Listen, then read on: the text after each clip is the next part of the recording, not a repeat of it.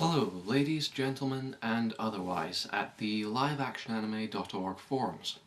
I am Thrashed All Death, and you all know the drill by now, so let's get into it. I finally got round to bearing the obscene £20 price tag, and recently bought Appleseed X Machina, the sequel to 2004's CGI action extravaganza Appleseed. And I've reviewed that film in the past, and I had mixed feelings towards it. It was a great film as long as the action scenes lasted. It was really spectacular and all that kind of stuff.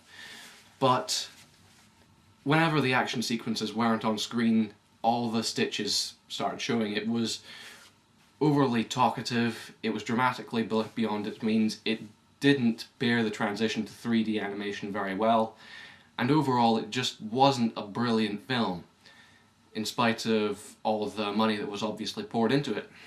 So they did the smart thing and called in John Woo, of all people, for the sequel, who apparently admired the first film a lot. And I'm pleased to say that the sequel, Shinji Aramaki's Appleseed X Machina, represents a considerable improvement over its predecessor. For one thing, the visuals are a lot better this time round. The graphics in the first film, although they were a technical powerhouse, the traditional 2D anime aesthetics, you know, sharp noses, saucer-sized eyes, all that kind of thing, didn't bear up the transition to 3D character models very well, and it all just didn't look very lifelike or naturalistic.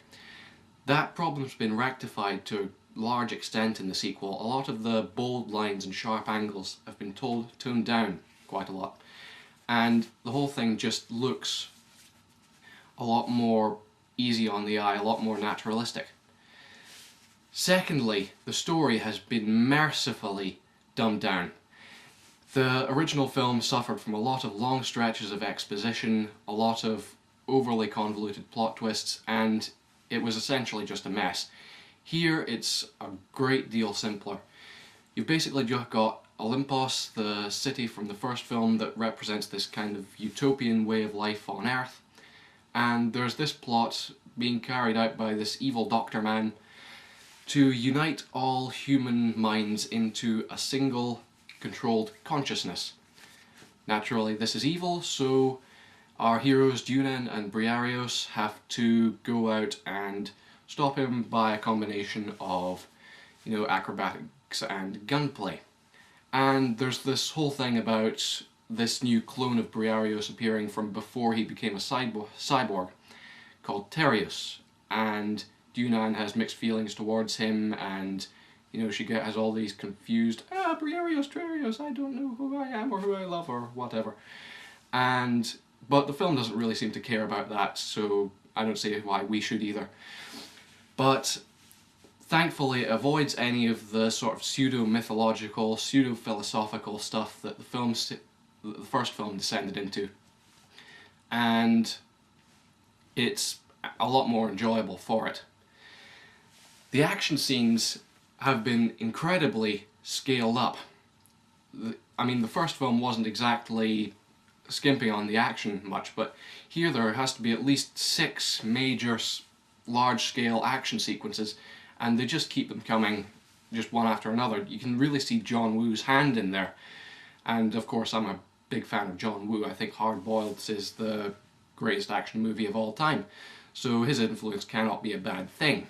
And indeed, it's awesome, it's exhilarating whenever the action's on screen, but you know, you expect that from a film that touts, you know, ass-kicking babes and cyborgs and explosions and guns and all that kind of thing, and it delivers. It does, it really does. Thematically, well, if you know what the word thematically means, then you're probably not going to be finding much worthwhile in Appleseed X Machina. Basically, imagine Ghost in the Shell dumbed down all the way. It thinks it has something to say, it thinks it has something philosophical to reveal about the nature of human existence, but it doesn't. This is ultimately a film about shit getting blowed up real good. and you know, why not? That works for me. And yeah, I would recommend Appleseed Ex Machina. If you enjoyed the first film, you're gonna enjoy this one more. If you didn't enjoy the first film, the chances are you're not going to enjoy this one either. It is effectively more of the same, only tightened up into a more cohesive final package. But yeah, I would give this film a positive rating. I reckon on the traditional 4-star scale, this is a 2.5. And I know the original was a 2.5 too, way back when, but I think I was being a bit too generous towards it, to be perfectly honest. So yeah, see Appleseed Ex Machina if you just want your fix of spectacle and action.